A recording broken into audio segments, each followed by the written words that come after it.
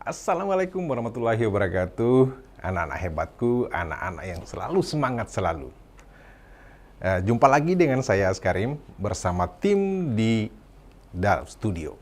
Kali ini kita misalnya akan membahas lebih jauh lagi mengenai apa sih sebenarnya hal-hal yang paling mendasar dalam pemberdayaan itu. Tapi sebelumnya jangan lupa semangat, semangat, semangat.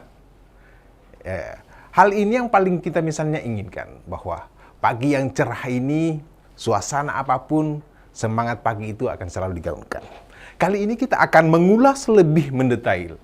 Tapi sebelum kita mengulas mendetail, kita akan memberikan suatu hal yang paling mendasar dalam kehidupan kita.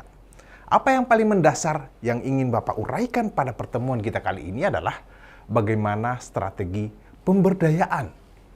Tentunya pada pertemuan sebelumnya, teman Bapak sudah menguraikan lebih mendetail juga mengenai apa sih sebenarnya faktor utama penyebab ketimpangan sosial. Tapi kali ini kita akan menguraikan lebih mendasar pula mengenai apa sih tujuan pembelajaran kita sebelum jauh memberikan ulasan-ulasan yang lebih positif untuk kedepannya. Tujuan pembelajaran kita adalah bagaimana menunjukkan nuansa-nuansa positif dalam pengamatan dan diskusi tentang pemberdayaan masyarakat dalam mengatasi ketimpangan sosial. Tapi untuk lebih hatamnya lagi, untuk lebih serunya lagi dalam pembahasan kita kali ini, maka Bapak akan merefleksi sedikit mengenai upaya mengatasi ketimpangan sosial. Bapak kan sudah mengatakan tadi bahwa teman Bapak sudah memberikan suatu hal yang paling mendasar tentang bagaimana mengatasi ketimpangan sosial. Ada 3 elemen paling mendasar untuk mengatasi ketimpangan sosial. Apa itu elemen yang paling mendasar tersebut? Bagaimana memberikan suatu peningkatan kualitas penduduk. Ternyata sumber daya manusia itu sangat memberikan efek yang berarti dalam mengatasi ketimpangan sosial. Apa-apa saja misalnya selain kualitas masyarakatnya seperti apa? Pendidikan. Tidak bisa kita pungkiri, garda terdepan adalah pendidikan itu sendiri. Maju berkembangnya suatu bangsa tergantung dari pendidikannya. Maju dan mundurnya suatu bangsa termasuk dalam pendidikannya. Selain pendidikan, kesehatan dan pemberdayaan, ada kunci paling utama dalam hal peningkatan kualitas penduduk, yaitu pemberdayaan. Apa-apa saja misalnya selain itu, hal yang paling mendasar untuk mengatasi masalah ketimpangan sosial adalah proses melibatkan hal-hal yang memberikan suatu peluang kerja bagi orang lain. Tidak bisa kita pungkiri bahwa banyaknya efek domino dari munculnya masalah sosial karena peluang kerja yang kurang.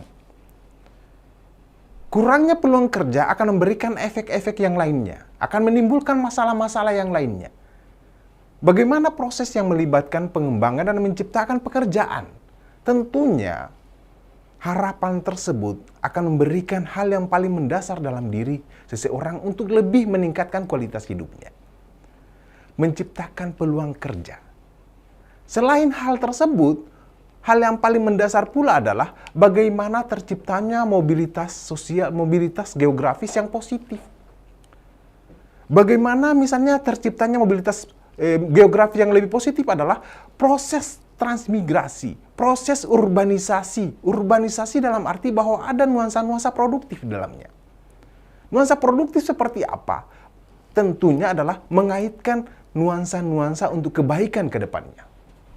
Hal yang paling mendasar tersebut yang harus kita misalnya lihat, bagaimana mengatasi ketimpangan sosial. Anak-anak hebatku, anak-anak smartku, 3 cakupan yang paling mendasar tersebut telah dibahas sebelumnya. Tapi kenapa Bapak merefleksi kembali? Karena persoalannya adalah ini salah satu strategi untuk melihat bagaimana strategi pemberdayaan terjadi. Ketimpangan sosial muncul karena adanya ketidakseimbangan antara harapan dan keinginan. Ketidakseimbangan antara harapan dan keinginan masyarakat. Banyak harapan-harapan yang tidak tercover dengan baik. Upayanya adalah meningkatkan kualitas penduduk, memberikan peluang kerja dan mobilitas geografis yang lebih produktif, yang lebih positif ke depannya. Kenapa saya katakan mobilitas geografis yang lebih produktif adalah banyak orang yang tidak misalnya menciptakan suatu kebijakan tetapi tidak produktif ke depan. Karena persoalan apa? Karena persoalannya adalah tidak memberikan ruang-ruang observasi yang baik untuk melihatnya. Oke, anak-anak hebatku, Bapak tidak akan menjelaskan lagi mendetail karena ini adalah pembahasan yang jauh sebelumnya. Jadi apa yang akan kita lihat ke depannya setelah misalnya seperti ini? Pemberdayaan masyarakat. Tentunya sebelum kita mengulas mengenai strategi untuk mengatasi pengentasan ketimpangan sosial, pemberdayaan suatu masyarakat itu harus kita tahu dulu apa esensinya. Apa esensi dari pemberdayaan masyarakat?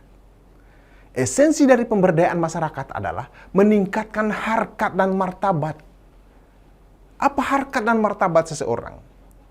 Hajat hidup seseorang, keinginan seseorang untuk lebih layak ke depannya, keinginan seseorang ingin seperti dengan yang lainnya, keinginan seseorang ingin seperti dengan golongan yang lainnya. Pemberdayaan masyarakat lebih dilihat bagaimana mengalami hal-hal yang lebih progres ke depannya itu lebih bagus. Pemberdayaan masyarakat adalah upaya meningkatkan harkat dan martabat golongan tertentu yang mengalami kemiskinan dan keterbelakangan. Ada keyword di situ, golongan tertentu yang mengalami kemiskinan dan keterbelakangan. Apa itu kemiskinan? Kemiskinan adalah ketidakmampuan seseorang. Bukan hanya dalam ketidakmampuan secara material, tetapi non-material juga itu adalah sesuatu hal yang lebih dilihat sebagai suatu bentuk kemiskinan. Keterbelakangan artinya bahwa tidak terjamahnya kebijakan yang baik dan benar. Kemiskinan struktural ini akan memberikan nuansa-nuansa yang lebih kepada suatu masyarakat kalau tidak diberikan pemberdayaan masyarakat. Jadi pemberdayaan adalah untuk meningkatkan harkat dan martabat. Martabat seperti apa? Martabat yang lebih bagus ke depannya. Harkat dan martabat seseorang atau golongan tertentu yang lebih baik dan lebih produktif ke depannya. Ada orientasi yang ingin ditentaskan. Pemberdayaan lebih melihat pada orientasi yang ingin ditentaskan. Orientasi seperti apa? Tentunya adalah orientasi produktif. Anak-anak hebatku, anak-anak smartku. Untuk melihat pemberdayaan masyarakat, kita tidak bisa misalnya melihatnya hanya berdasarkan secara parsial, secara khusus. Tapi kita harus membedahnya secara case per case. Ingin membedahnya berdasarkan strateginya, hal apa, seperti apa, bagaimana pendekatan-pendekatan berdasarkan nuansa-nuansa keilmiahan, bagaimana pendekatan berdasarkan basis kemasyarakatan, bagaimana pendekatan itu harus melibatkan masyarakat setempat. Jadi ada stakeholder yang bergerak dalam ruang kehidupan suatu masyarakat. Strategi pemberdayaan untuk mengatasi ketimpangan tersebut. Ada perspektif yang main di dalamnya. Ada pandangan untuk melihat pemberdayaan. Pandangan-pandangannya seperti apa? Poin pertama melihat bahwa perspektif pluralis. Apa itu perspektif pluralis? Melihat bahwa ternyata seseorang itu tidak bisa hidup tanpa ada saling tolong-menolongnya. Silakan memberikan suatu hal-hal kepada yang lainnya, karena pada entitasnya makhluk yang bernama manusia itu adalah selain ikatannya sebagai makhluk yang berdiri sendiri, dia juga adalah makhluk sosial. Perspektif pemberdayaan dalam perspektif pluralis melihat bahwa ternyata tolong-menolong antara masyarakat akan memberikan suatu keterampilan, akan memberikan suatu hal yang lebih baik untuk pemberdayaan ke depannya. Akan memberikan suatu hal yang lebih produktif ke depannya. Perspektif pluralis melihat bahwa pemberdayaan itu bisa ditentaskan dengan baik dengan adanya uluran tangan antar kelompok dengan kelompok. Adanya saling konektivitas, saling terkoneknya antara kelompok dengan kelompok. Kenapa hal tersebut terjadi? Karena pada esensinya, manusia itu tidak bisa berdiri dengan individu, berdiri dengan kokohnya sendirinya. Dia adalah makhluk sosial yang harus saling menolong antara satu dengan yang lainnya. Perspektif pluralis ini lebih mengedepankan lagi bahwa dengan adanya tolong-menolong, dengan adanya kemampuan untuk saling berbagi dengan sesamanya, saling berbagi dengan kelompoknya, akan melahirkan suatu keterampilan-keterampilan positif di dalamnya. Backup seperti apa? Untuk pemberdayaan itu backupnya seperti apa? Backupnya itu harus semua elemen-elemen dalam masyarakat harus bergerak secara berjamaah. Harus bergerak secara serentak. Harus bergerak secara sama-sama. Media mendukung misalnya program yang ada. Kelompok tertentu mendukung kelompok yang ada. Kebijakan-kebijakan pemerintah harus saling mendukung kelompok yang ada. Sehingga apa? Tidak ada klaster-klaster elit dalam suatu masyarakat. Tapi adalah suatu pekerjaan, suatu hal yang dilakukan secara kelompok. Anak-anak hebatku tetap stay ya. Tetap semangat pagi terus. Apalagi selain itu, dalam perspektif pluralis melihat bahwa ternyata konektivitas yang baik itu akan melahirkan suatu pemberdayaan yang baik. Relasi antara kekuasaan dan masyarakat akan memberikan suatu hal yang positif dalam satu masyarakat. Contohnya apa? Kebijakan yang dikeluarkan oleh penguasa, pemerintah, harus berdasarkan asupan yang diinginkan oleh suatu masyarakat. Sehingga apa? Pemberdayaan tersebut tidak mubazir nantinya ke depan. Pemberdayaan tersebut sesuai dengan asas keinginan dalam suatu masyarakat. Jadi hal ini dilihat berdasarkan perspektif pluralis. Jadi kerjasama yang baik untuk melahirkan suatu pemberdayaan yang baik pula. Kerjasama antara pemerintah, kerjasama antara organisasi dengan organisasi, kerjasama antara kelompok dengan kelompok, dan kerjasama antara masing-masing kelompok dengan kelompoknya. Sehingga apa?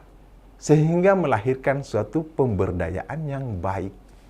Jadi ada sisi yang saling berdekatan dan saling memberikan asas manfaat antara penguasa dengan pemberdayaan tersebut. Ini perspektif pluralis, melihat pemberdayaan yang dilihat. Selain itu, apalagi perspektif yang lain yang terjadi dalam pemberdayaan. Selain itu adalah ada namanya perspektif elit. Tidak bisa kita pungkiri bahwa dalam ruang kehidupan kita perlu koalisi yang baik antara penguasa dan masyarakat. Jangan saling memonopoli, jangan saling melihat untuk memeras satu sama lainnya, tetapi harus ada sistem yang terkontrol dengan baik.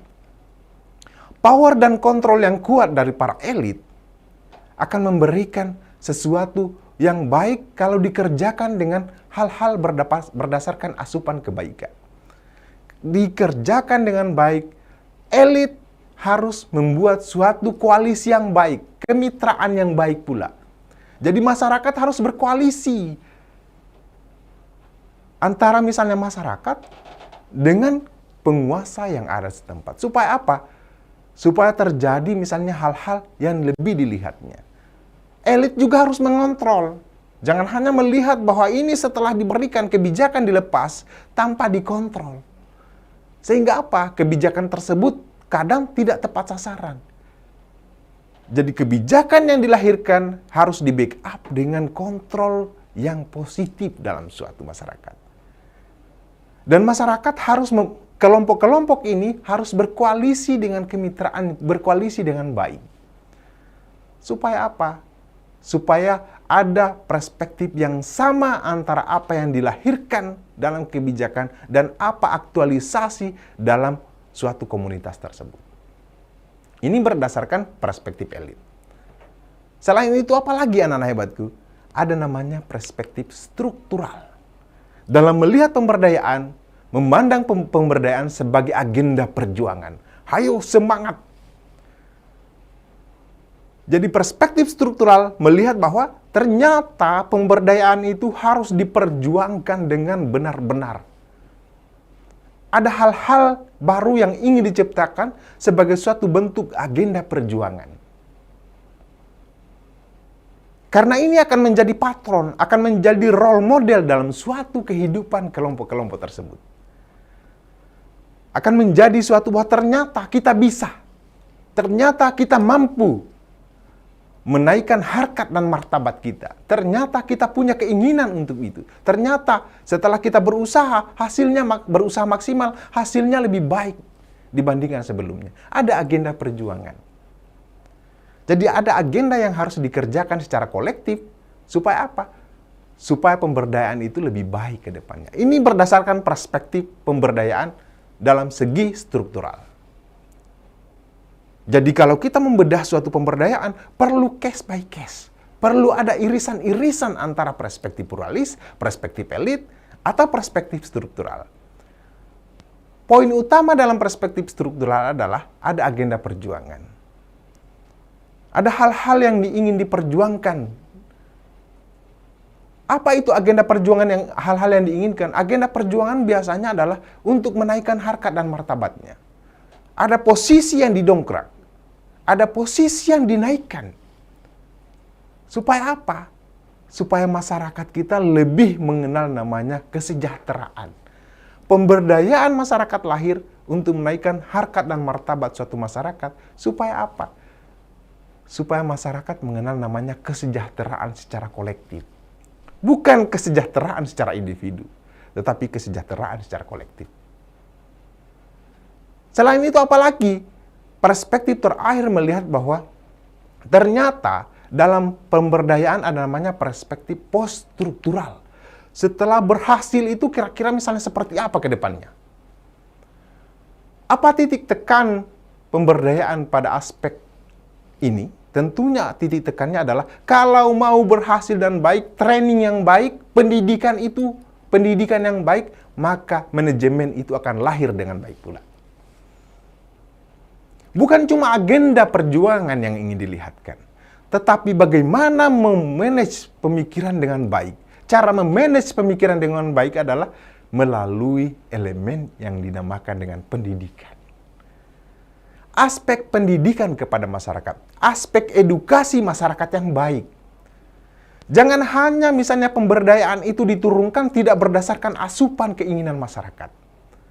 Jangan hanya memberikan suatu hal yang tidak sesuai dengan nilai sosial budaya suatu masyarakat. Jangan memberikan sesuatu hal yang tidak sesuai dengan apa yang diinginkan dalam suatu masyarakat. Dalam perspektif post-struktural, melihat bahwa untuk memberikan suatu pemberdayaan yang baik dan benar, harus ada edukasi yang positif sebelumnya. Edukasi positif seperti apa? Latih dulu masyarakatnya, baru berikan. Jangan setelah berikan, masyarakat mau untuk apa? Jangan memberikan jala pada masyarakat petani. Tapi berikan jala, berikan pancinglah pada masyarakat maritim. Analoginya kan sederhana. Supaya apa? Setelah kita edukasi dengan baik, setelah kita training dengan baik, berikan haknya. Lahirkan kebijakannya. Supaya kebijakan itu adalah sifatnya terkonek antara yang di atas dengan yang di bawah. Grassroots itu merasakannya, masyarakat itu merasakannya, arus bawah merasakannya. Jangan cuma arus atas. Ini yang berdasarkan perspektif post-struktural. Bahwa agenda perjuangan yang baik dan benar harus dikawal dengan edukasi yang baik dan benar. Harus dikawal dengan pendidikan yang baik dan benar. Karena ini akan memberikan suatu hal, pemberdayaan itu akan berjalan dengan apa yang diinginkan oleh suatu masyarakat. Gimana anak hebatku? Masih semangat tentunya ya. Ini baru perspektif yang terjadi dalam pemberdayaan. Belum kita bedah apa-apa sebenarnya strategi yang harus kita lakukan untuk mengatasi ketimpangan sosial. Tetap stay ya anak hebatku ya. Apa yang pertama misalnya harus kita lihat, strategi seperti apa kira-kira yang harus kita lakukan untuk melihat bagaimana entitas, bagaimana terjadinya pemberdayaan dalam satu masyarakat. Yang pertama adalah dalam bidang ekonomi. Tentu anak hebatku sudah melihat gambarnya. Dalam bidang ekonomi, strategi yang dilihat adalah adanya pemberdayaan UMKM. Bagaimana gambar tersebut ada orang membatik. Pemberdayaan UMKM ini adalah bagaimana asas yang dilihat dari UMKM berdasarkan potensi daerah. Telah saya singgung sebelumnya. Asas misalnya kebijakan itu harus yang dilahirkan harus betul-betul sinergi dengan potensi yang ada dalam suatu daerah. Sehingga apa? Sehingga memberikan suatu penguatan dalam suatu daerah bahwa ternyata daerah tersebut memiliki potensi untuk mengembangkan. Ada alur keterlanjutan. Misalnya seperti apa? Misalnya pada masyarakat, misalnya Jawa, pada masyarakat Solo, berikan itu nuansa-nuansa edukasi juga seperti apa, padahal karena mereka merupakan penghasil batik. Pemberdayaan masyarakat usaha mikro kecil menengah haruslah dengan basis pemahaman potensi daerah. Jangan berikan hal yang tidak berdasarkan potensi daerah, karena mereka tidak tahu. Jangan ajarkan mereka hal yang di luar daripada jangkauan potensi daerahnya. Seperti saya katakan tadi, jangan memberikan jala pada masyarakat pegunungan, jangan berikan pancing seperti itu. Karena bisa jadi mereka lebih kuasai cara hidroponik yang baik, cara menanam yang baik. Berikanlah jala dan pancing kepada masyarakat pesisir pantai, pada masyarakat pantai. Jangan berikan juga pelihara kambing pada masyarakat pantai. Yang mereka yang notabene-nya bersentuhan dengan apa? Berdasarkan hal-hal mata pencahariannya. Ini yang perlu dilihat dalam bidang ekonomi pemberdayaan UMKM. UMKM itu harus beririsan dengan potensi-potensi daerahnya. Sehingga hasilnya apa? Sehingga hasilnya lebih maksimal. Ciptakan BUMDes. BUMDes yang lebih orientasi produktif. Banyak desa yang tidak memberikan suatu dana desa yang besar, tidak dikawal dengan baik, tidak dilahirkan dengan kebijakan yang baik, akhirnya gagal. Karena apa? BUMDesnya tidak berdasarkan asupan masyarakat yang ada, tidak berdasarkan keinginan masyarakat yang ada. Bidang ekonomi pemberdayaan UMKM, BUMDes, badan usaha milik desa harus dimaksimalkan dengan baik. Supaya apa? Supaya bekerja. Ritme yang bekerja ini akan melahirkan suatu potensi peluang untuk misalnya masyarakatnya lebih baik derajatnya, untuk mengangkat harkat dan martabatnya. Selain itu apa? Bidang pertanian dan perkebunan. Saya ingin katakan tadi, pelatihan dan pembinaan, edukasi yang baik dan benar akan melahirkan suatu hal yang lebih maksimal di saat mereka bekerja. Ajari mereka dengan baik, bimbing mereka. Jangan hanya melemparkan suatu kebijakan, tetapi tidak mengawal kebijakan tersebut. Setelah misalnya tidak berhasil, kita kor-kor mengatakan, wah salah, kebijakan yang salah, kebijakan apa. Makanya, sebelum melemparkan suatu kebijakan, berikan edukasi dulu. Ada pelatihan dan pembinaan. Sehingga apa? Sehingga pertanian, nilai jual pertanian lebih dari pertanian konvensional. Ada peningkatan pertaniannya. Dalam sisi pertanian dan perkebunan ada peningkatannya dibandingkan sebelumnya. Bukankah yang lebih baik itu adalah tidak sama antar kemarin dengan hari ini? Jadi ada peningkatan bentuk-bentuk yang lebih baik ke depannya. Pembinaan bagi petani, kawal petani, ajari mereka cara misalnya bertani yang baik dengan baik. Pilih tenaga penyuluh memang yang rata-rata yang bisa bersentuhan dengan kehidupan pertanian. Bisa memberikan suatu edukasi yang positif pada pertanian dan perkebunan.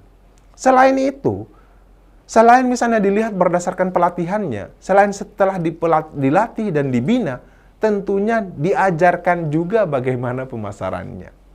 Jangan dilepas. Pemasaran yang baik akan memberikan hal yang lebih benefit kepada suatu masyarakat.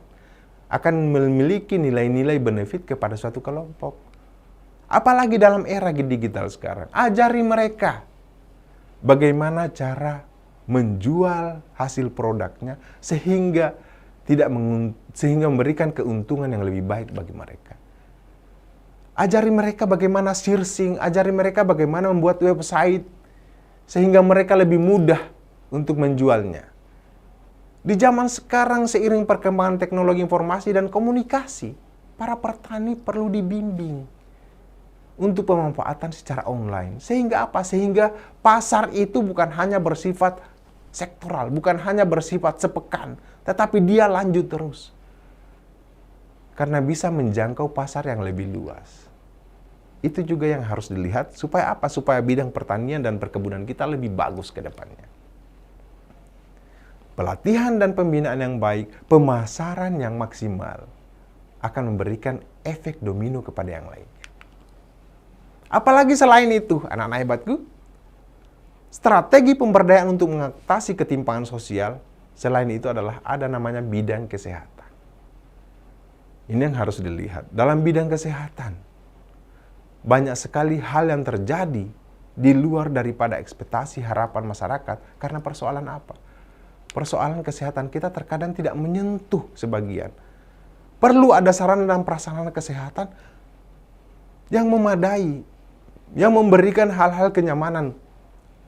Di saat orang sakit ada pemberdayaan di bidang kesehatan dapat diperhatikan dengan mulai peningkatan sarana dan prasarana kesehatan.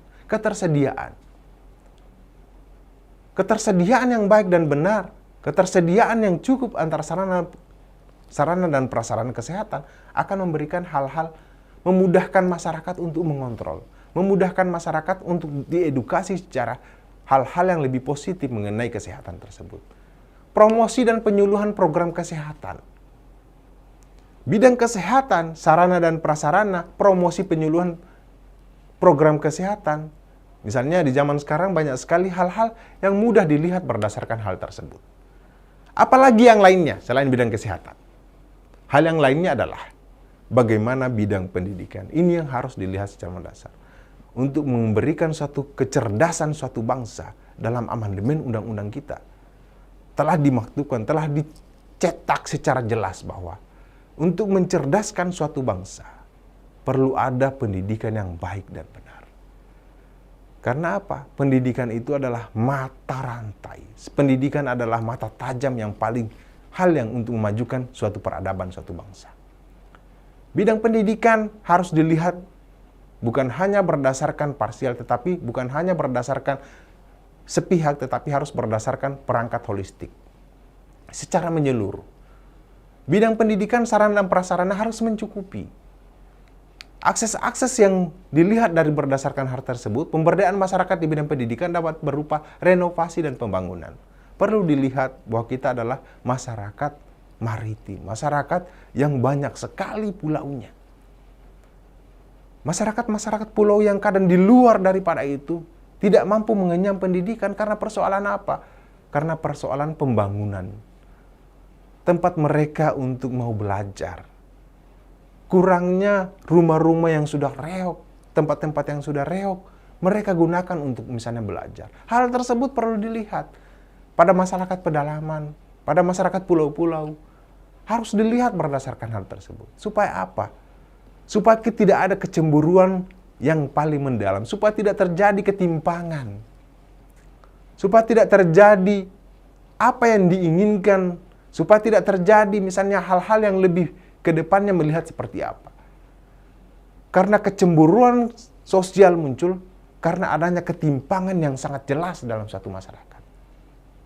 Hal itu harus dilihat. Dalam bidang pendidikan, perlu ada renovasi bagi sekolah-sekolah yang sudah tidak layak. Perlu dibangunkan sekolah-sekolah bagi masyarakat yang misalnya yang dilihat berdasarkan asupan kebutuhannya. Perlu, karena apa? Karena pendidikan adalah hal yang paling mendasar dalam kehidupan kita. Bagaimana mau mencerdaskan kehidupan bangsa, pendidikannya tidak diolah dengan baik. Bagaimana pendidikannya mau bergerak dengan baik, sarana dan prasarananya tidak mencukupi untuk itu. Jadi koneksitas hubungan yang saling berkaitan tersebut harus dilihat berdasarkan hal yang lebih besar. Antara pendidikan baik akan melahirkan seperti apa. Pendidikan yang baik tergantung juga pada sarana dan prasarana pendidikan. Dan hal yang paling mendasar pula adalah tenaga pengajar yang memadai. Ini juga yang harus kita lihat. Banyak realitas dalam satu masyarakat. Masyarakat pedalaman, masyarakat kepulauan yang tertinggal yang jauh, itu tidak mampu misalnya mereka melanjutkan pendidikan karena persoalannya tenaga pengajar yang kurang memadai. Pemerintah telah menggodok hal yang paling mendasar pula dalam kehidupan, tetapi perlu dikawal dengan baik. Pemerintah juga bisa mengadakan program untuk pendidikan daerah 3T. Guru-guru 3T. Itu sudah dilakukan. Tetapi persoalannya sekarang adalah bagaimana mengawal hal tersebut terjadi. Apakah mereka setelah misalnya diangkat jadi PNS masih stay di situ atau hanya sebagai batu loncatan untuk kedepannya? Ini harus dilihat berdasarkan hal tersebut. Tenaga pengajaran yang memadai. Perlu ada suatu hal yang memang memberikan suatu nilai-nilai positif dalam satu masyarakat. Utamanya dalam bidang pendidikan. Sarana dan prasarana pendidikan yang baik akan menunjang kualitas pendidikan. Tenaga pengajar yang memadai akan lebih menunjang lagi bidang pendidikan tersebut. Karena ini saling terkoneksi antara satu dengan yang lainnya. Oke, anak-anak hebatku, tetap semangat ya. Lanjut. Dalam bidang sosial dan budaya. Anak-anak hebatku, dalam bidang sosial dan budaya, ini perlu ada pelestarian. Ini ada perlu suatu penggalian nilai-nilai ciri-ciri khas kebangsaan kita. Supaya apa? Supaya tidak dicuri oleh tetangga kita. Banyak nilai-nilai budaya kita yang diklaim oleh tetangga kita karena persoalan apa? Karena persoalannya kita tidak memelihara nilai-nilai budaya kita. Kita tidak memelihara nilai-nilai kejiwaan masyarakat kita. Nilai-nilai budaya tersebut harus dikawal dengan baik. Salah satu misalnya untuk mengawal, melestarikan nilai-nilai budaya kita adalah menciptakan sanggar seni. Menciptakan sanggar-sanggar. Sanggar-sanggar yang berorientasi kepada nilai-nilai kebudayaan kita. Ada sanggar tari misalnya. Sanggar tari bukan untuk meningkatkan pengetahuan dan kemampuan masyarakat setempat untuk menarikan tari daerah yang sesuai dengan budaya setempat. Banyak sekali entitas kebudayaan kita. Banyak sekali nilai-nilai budaya kita. Bahkan saking banyaknya, banyak tetangga yang iri dan mengklaim bahwa itu adalah miliknya sendiri. Jadi harus perlu ada pelestarian dengan menciptakan sanggar-sanggar. Misalnya sanggar tari. Selain itu apalagi? Hal yang paling mendasar adalah workshop pengawasan dana sosial masyarakat dalam bidang budaya. Sosial perlu ada pengawasan dana sosial. Dana sosial diberikan pemerintah diturunkan ke daerah dengan pemerintah untuk diberdayakan betul-betul kepentingan masyarakat. Bukan kepentingan sektoral. Bukan kepentingan kelompok tertentu. Bukan kepentingan individu. Dana sosial untuk kepentingan masyarakat. Jadi poin pentingnya adalah dana bantuan yang diberikan oleh pemerintah harus betul-betul disalurkan dengan baik. Supaya apa? Bidang sosial kita, bidang kehidupan kita ini mampu berkembang dengan baik. Hal tersebut yang kurang terkadang ditafsirkan oleh sebagian oknum yang mengkorupsi dana sosial. Ini yang perlu dilihat berdasarkan hal yang lebih nilai-nilai kemanusiaannya. Apalagi selain bidang sosial dan budaya. Saya selalu katakan tadi, menciptakan ruang-ruang, melestarikan sanggar-sanggar. Bukan hanya sanggar seni, sanggar yang lainnya. Hidupkan, giatkan, gerakan masyarakat yang cinta produk dalam negerinya, yang cinta budaya dalam negerinya. Jangan sampai tergelincir atau digusur oleh K-pop, Korean populer, Bollywood, Hollywood, dan lain-lainnya.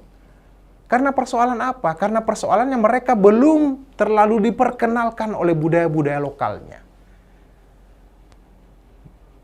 Gerakan-gerakan mencintai produk dalam negeri bukan hanya buatan yang secara material, tetapi non-material itu harus digiatkan. Supaya apa juga? Supaya masyarakat, misalnya negara tetangga tidak mengklaim bahwa ini adalah budaya mereka.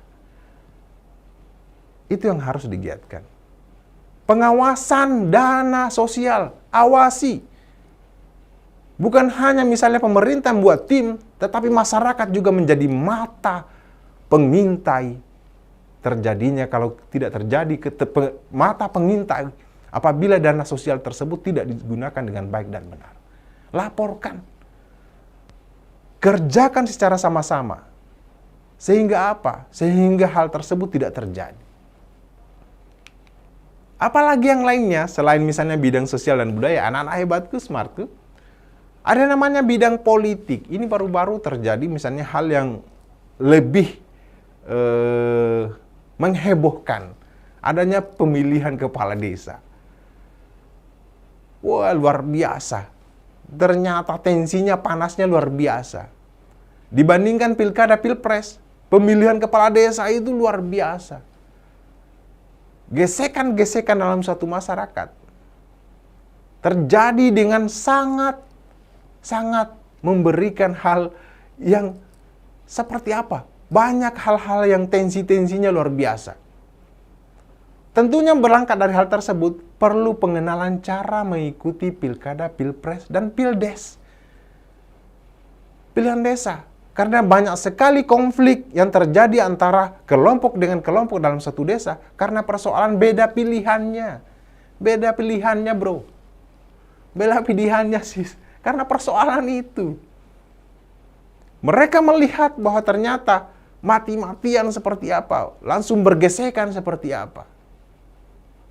Bahkan banyak salah satu pendukung yang misalnya tepar, banyak salah satu pendukung yang meninggal gara-gara itu. Padahal kalau diadakan dengan cara pengenalan dengan baik, edukasi politik yang baik, tentunya hal tersebut tidak akan terjadi. Ini yang kurang terkadang. Kurang edukasi politik. Komisi Pengawasan Umum bisa mengadakan satu workshop atau seminar kepada masyarakat. Pendekatan-pendekatan yang lebih humanis. Pendekatan-pendekatan yang lebih melihatkan bahwa ternyata pemilihan-pemilihan seperti ini perlu kecerdasan-kecerdasan. Perlu misalnya hal-hal yang lebih baik. Kecerdasan masyarakat itu perlu. KPU ini perlu misalnya memberikan suatu seminar, perlu memberikan suatu hal-hal yang mengawal kebaikan-kebaikan untuk misalnya di saat mereka tidak bersentuhan secara langsung seperti apa. Tidak bermain fisik, tetapi lebih lihat berdasarkan pemilihan-pemilihannya. Jangan terjebak dengan money politik uang. Jangan terjebak dengan seperti ini. Karena kalau kita misalnya banyak yang terjebak dengan politik uang, yakinan percaya. Pemimpinnya pun akan mengejar setorannya. Setelah setorannya tunai, terbayarkan dengan baik. Elu-elu gue-gue. Karena persoalan apa? Mereka sudah membeli suara yang Anda miliki. Jangan terjebak dengan politik uang. Pemahaman ideologi Pancasila kepada kaum milenial ini juga penting. Jangan sampai kaum generasi Z ini tidak tahu apa itu Pancasila, apa ideologi kita. Karena persoalannya apa? Karena persoalannya pengenalan-pengenalan. Pemerintah harus up to date memberikan seperti apa.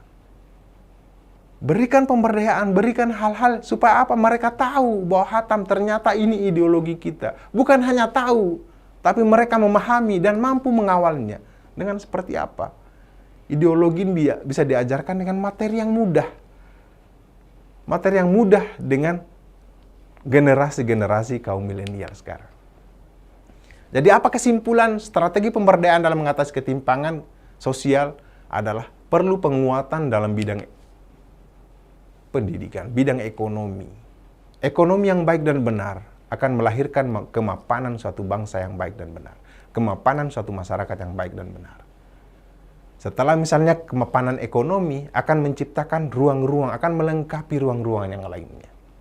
Selain itu, dalam bidang pertanian dan perkebunan, perlunya edukasi positif, perlunya suatu pengawalan. Jangan hanya diberikan bantuan tanpa dikontrol dengan baik. Jangan hanya diberikan bantuan tanpa diberikan edukasi yang baik. Selain itu adalah bidang kesehatan. Bidang kesehatan sediakan sarana dan prasarana kesehatan yang layak. Berikan misalnya jual hal-hal yang lebih memberikan satu hal-hal yang bersifat kepada masyarakat supaya masyarakat itu bisa dijangkau nilai kesehatannya. Jangan hanya kaum atas, sehingga kaum bawah ditelantarkan dalam bidang kesehatan. Selain itu bidang pendidikan. Setelah saya uraikan bahwa pendidikan hal pendidikan ini adalah ketersediaan sarana dan prasarana dan bagaimana tenaga pengajar yang memadai dalam satu ruang kehidupan kita. Bidang sosial dan budaya. Bidang sosial dan budaya, kawal kebudayaan kita dengan baik dan benar. Lestarikan kebudayaan kita, cintai produk dalam negeri.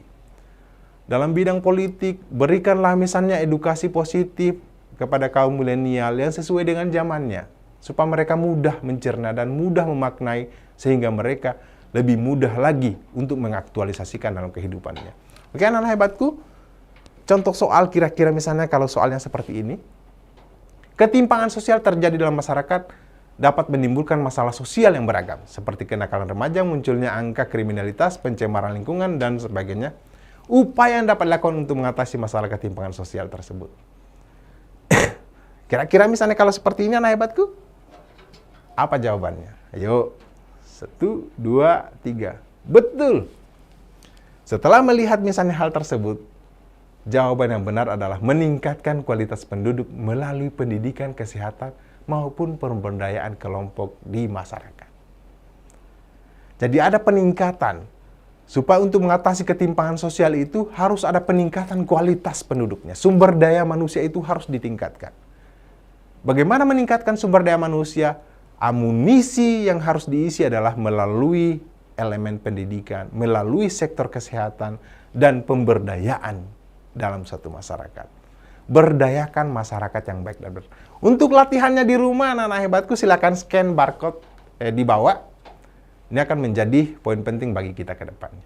Oke, anak-anak hebatku, hari ini kita berjua di sesi akhir. Ada quotes yang perlu ingin Bapak uraikan bahwa baik saja tak cukup, tapi naikkan tingkatnya menjadi terbaik. Sebab baik belum tentu terbaik. Generasi Smart School berikan yang terbaik. Hal positif itu supaya kita lebih baik ke depannya. Smart School tetap cerdas, sehat selalu. Oke, wabillahi taufiq wal hidayah. Assalamualaikum warahmatullahi wabarakatuh.